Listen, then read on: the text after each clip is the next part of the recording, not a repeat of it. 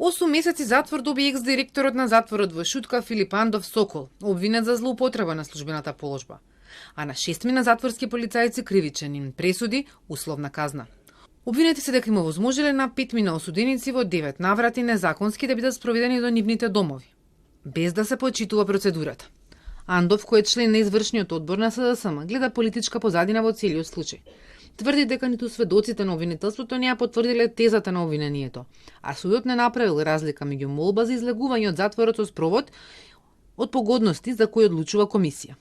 Пресудата ќе наречам еден вид на притисок према опозицијата, но и политички монтиран целосен случај, каде што ни во еден момент обвинителството не докажа ни еден сегмент со оваа пресуда. Може да јасно да кажам дека се суспендира правото на молба на сите осуденици во Македонија.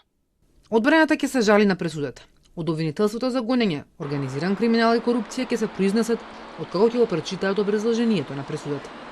По добивањето на пресудата и проучувањето на наводите во неа, основното јавно обвинителство за гонење на организиран криминал и корупција ќе донесе одлука дали истата ќе ја обжали.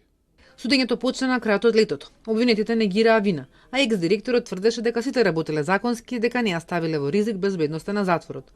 Обвинителката пак тврдеше дека провод бил дозволен само до институции, а не како во конкретниот случај кога осудените биле носени дома.